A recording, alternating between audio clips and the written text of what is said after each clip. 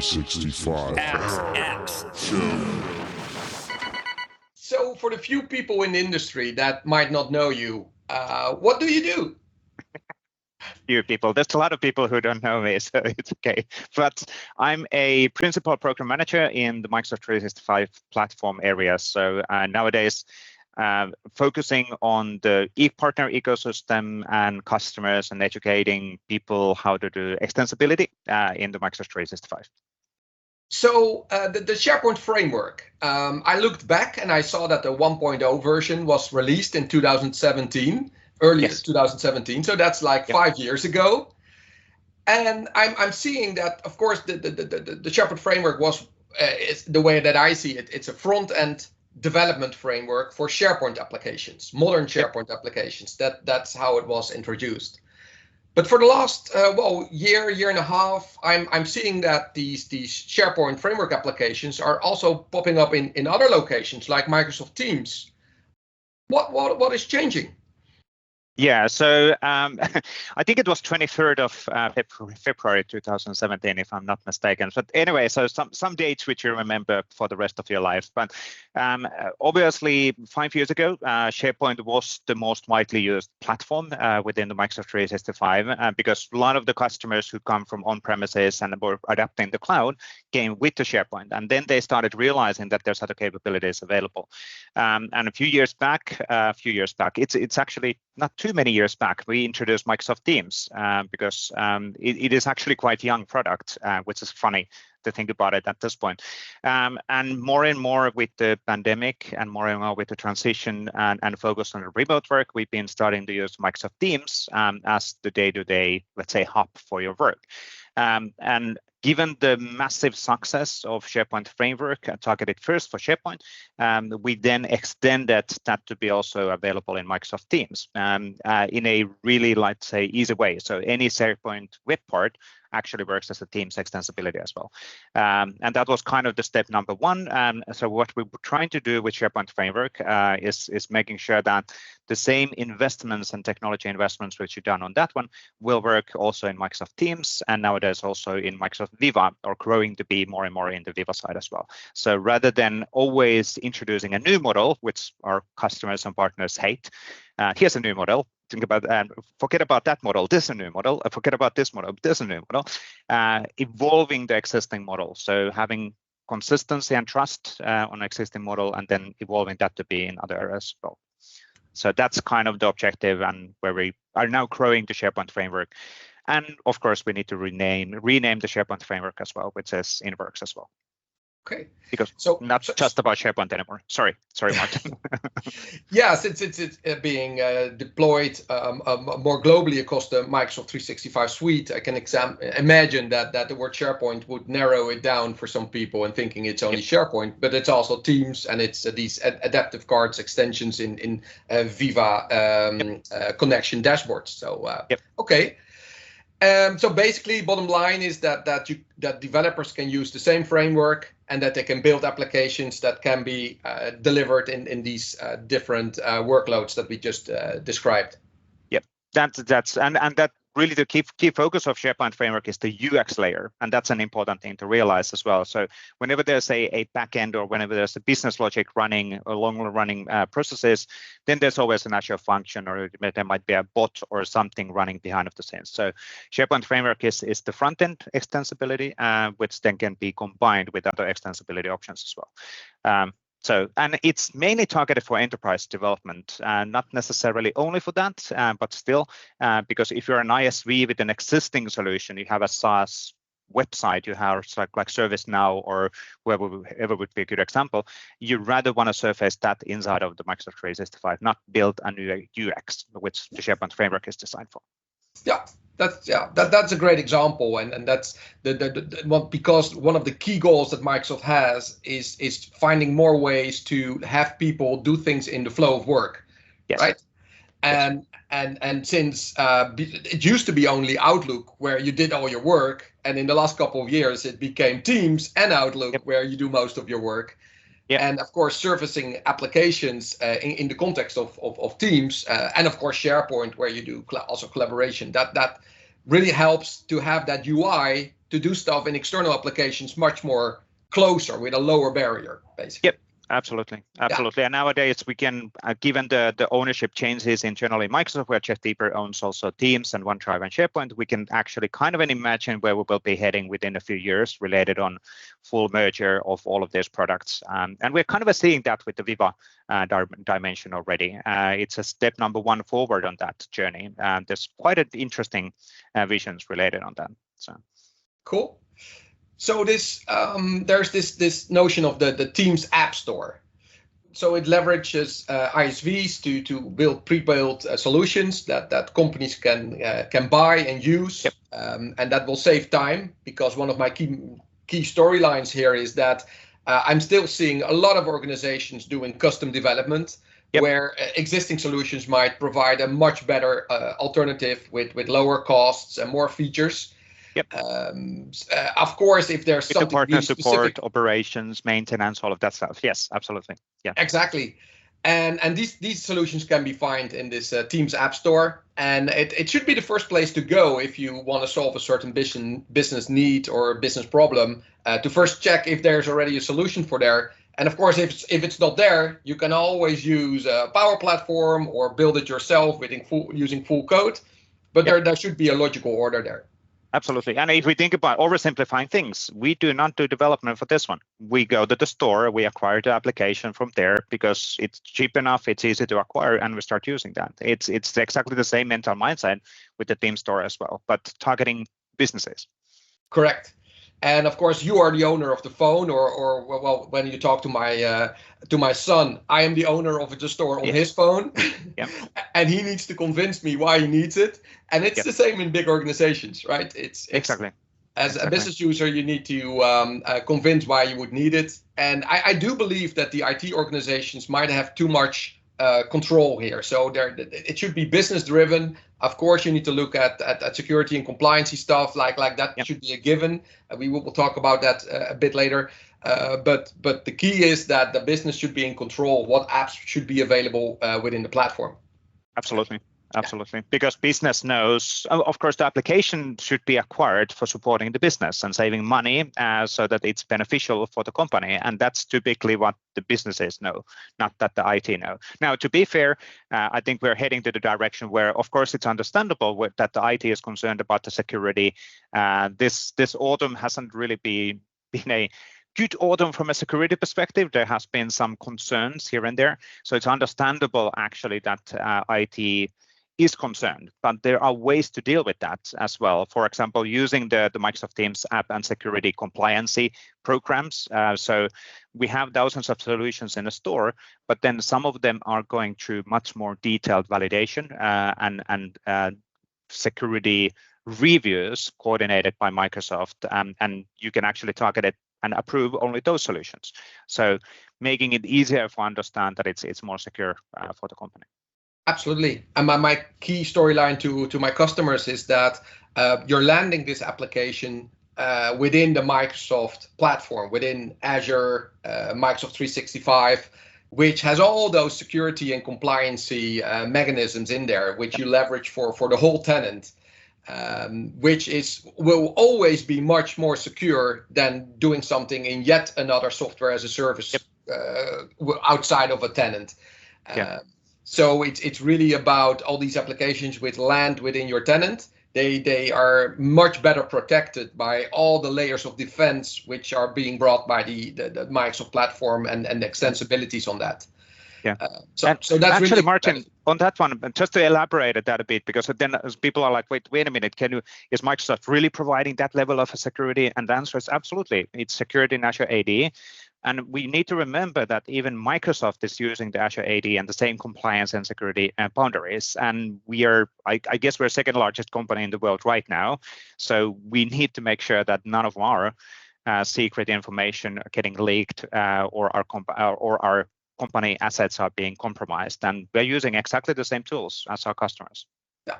So that's a very good thing to be aware of. If these large organizations, multinationals, can trust and build this platform to provide high level compliancy, well, then the average company organization can do that for sure. Absolutely. So talking about this abilities to surface these well, I'm still calling it SharePoint Framework with the chance that when people watch this video, it might already be renamed. The SharePoint Framework apps. So Microsoft in 2021 released Viva Connections and some other Viva modules. But Viva Connections is a very important one because it's a layer on top of modern SharePoint, which allows things like new web parts within SharePoint, a dashboard web part, a feed web part. And all this can be then surfaced within Microsoft Teams to make your company portal more accessible and easy to use. Yep. So I want to talk shortly about this dashboard component, this dashboard component of Viva Connections. I've understood that these dashboards are built out of what is called adaptive card extensions, ACEs. Could you elaborate how this connects with the SharePoint framework and what you see as the capabilities here?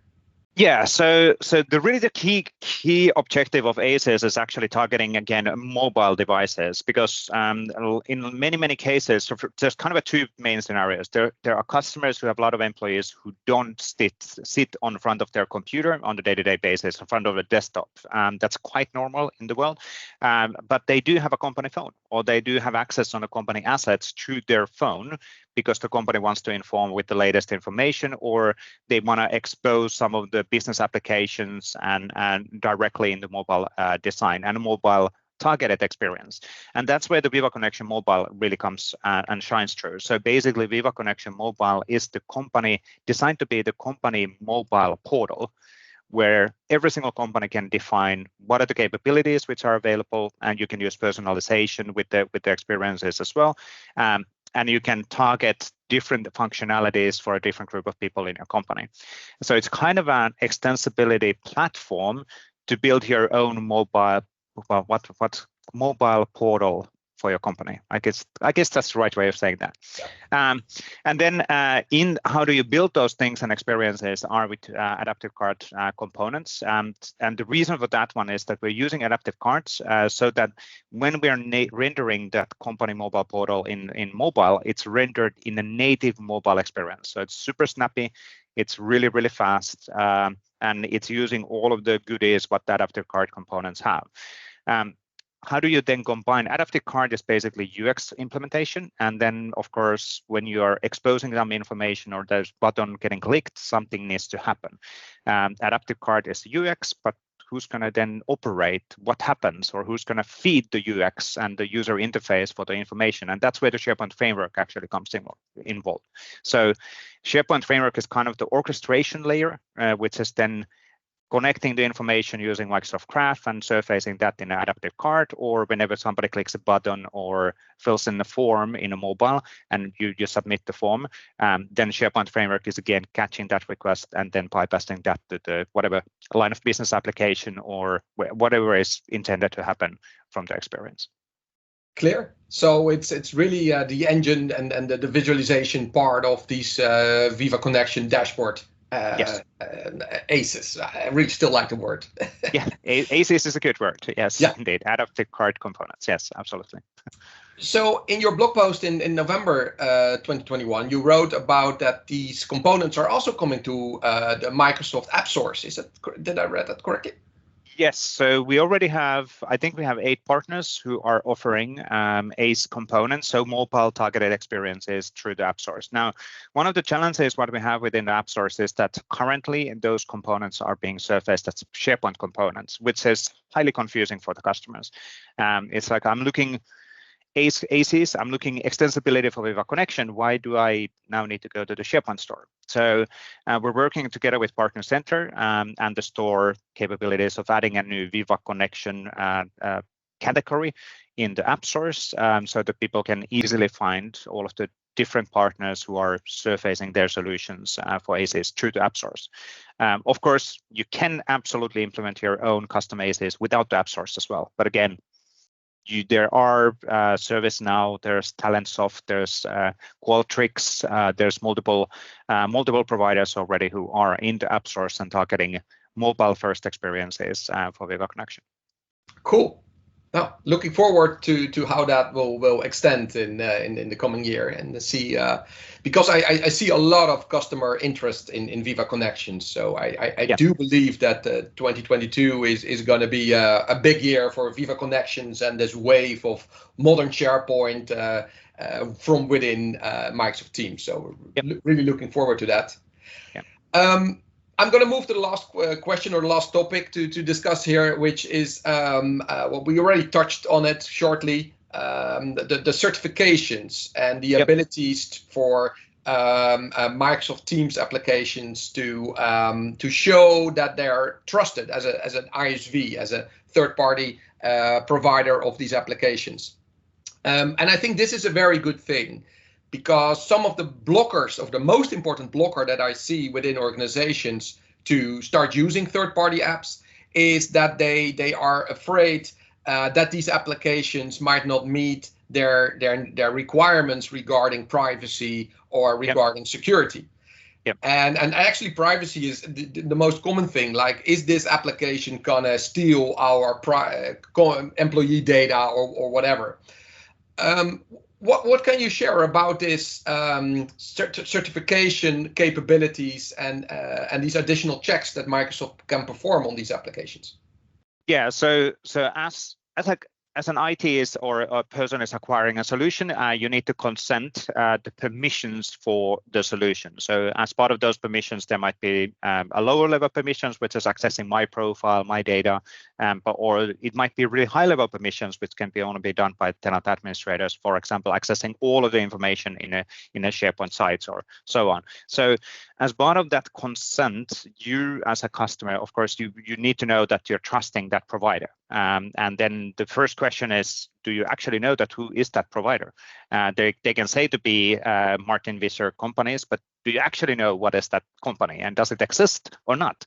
So, and that's kind of the challenge here, and that's what the app compliance program and certifications are all about. So making sure that Microsoft validates all of the providers in a more detailed they validate the company, their privacy policies, they validate their compliancy, locations, people, contacts, all of that stuff, and also focuses on security as well. So making sure that if you are consenting an application and it has that compliance tab on it, or it has an additional, let's say, marker that this has been validated properly to be this company, you as a customer can actually trust on that. That's what this is all about. So additional level of trust for every single customer. Now, we might see at some point that we will require this level of a validation to every single solution in a store. Again, I'm not saying that that's going to happen, but that might be a direction where we're heading, given again the more recent problems with the security and privacy and everything else. So it might be something what we will start demanding from the partners, but it's not yet there, and it might never be required, because again, it's a complex topic, and to actually to keep it easier for the ISVs and partners to submit their solutions to store, but then making sure that it's not too complex, but making sure that we are trusting those providers as well. Yeah, it's an interesting balance. So. Absolutely, and then of course in the past we have also seen the differences between the Apple App Store and the Google Play Store, and what you saw is that people were spending much more money on the Apple part of things for a while, and that had to do with trust and the ability to buy these apps and expecting things that will work and are secure. So I love if we're gonna higher the barrier and provide more security and compliancy and trust within this app store. It will certainly lead to more organizations, I think, embracing the platform. And I think currently there's a lot of ISVs already in there that can already easily provide that trust and have a long track record in building great applications. And a key point to understand for ISVs and partners that this doesn't actually cost, at least for now, it doesn't cost anything more for them. So it's a free validation which is being done. Sure, you need to do some additional level of work to provide that legal information and all of that stuff for Microsoft for the validation process, but it doesn't cost you as an extra fee, which Microsoft would be taking. Yeah, that's great news. So we should really say to all ISVs that haven't done that go do that, and it will certainly help our industry and to make this a bigger success. Absolutely.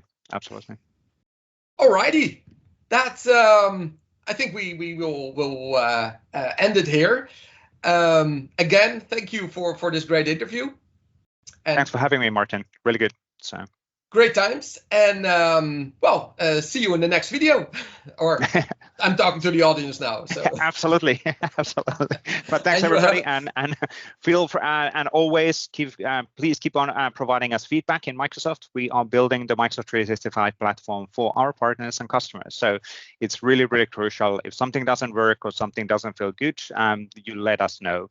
We have the feedback portals. We have multiple community channels where we're collecting all of this feedback. So we are here for you. So please keep on providing the feedback. Thank you. Certainly do so. Thank you for watching. Thank you. 365 Apps Show.